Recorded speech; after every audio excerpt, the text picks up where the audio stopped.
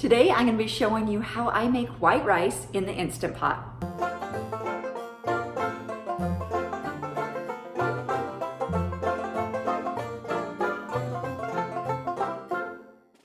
Hi, I'm Karen Peterson and I own the blog 365 Days of Slow and Pressure Cooking.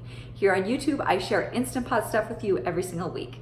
Today, I did a little experiment in my kitchen. I took my 2 Instant Pots and I tried white rice 4 different ways. I'm gonna be sharing the results with you in this video today.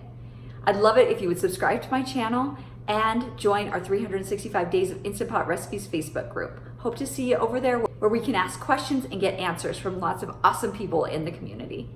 All right, let's get on to the rice and see what the best way to cook white rice in the Instant Pot is. For the first experiment, let's do some long grain white rice. Now, I've taken the exact amounts of rice and put them in these bowls. I used 2 cups of rice and I measured it out with my scale so that it was 186 grams of rice, just FYI. So they're exactly equal. And in this first pot, I'm gonna put 2 cups of water and then the 2 cups of rice. So it's a 1-to-1 ratio. In the second pot, I'm gonna put 3 cups of water and 2 cups of rice.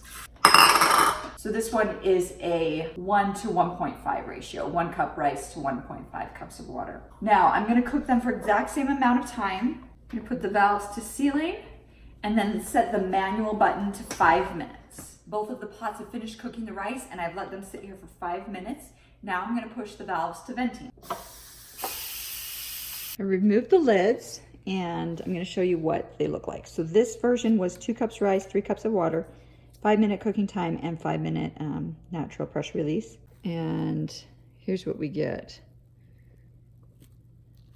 It's pretty soft, a little sticky, looks pretty good. This is the way that I typically make my rice. All right, here's the second pot, and this was the 1-to-1 ratio.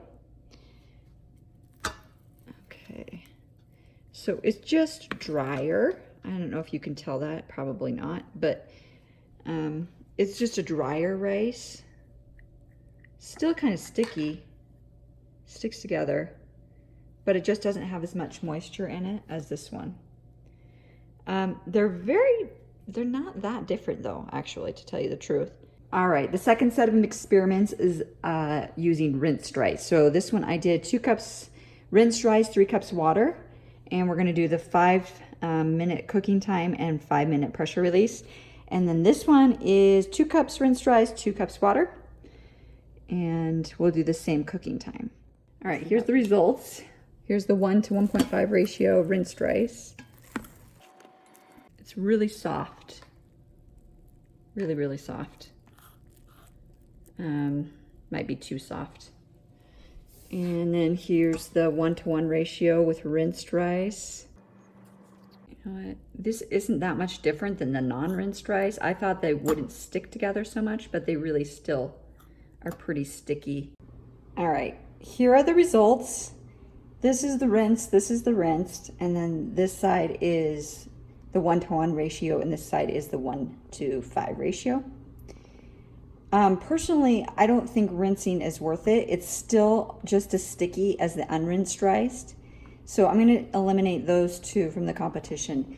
And what we have left is the 1-to-1.5 ratio and then the 1-to-1 ratio.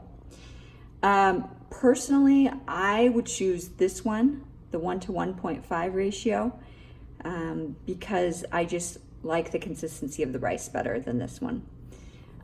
What might even be better is like a 1-to-1.25 ratio.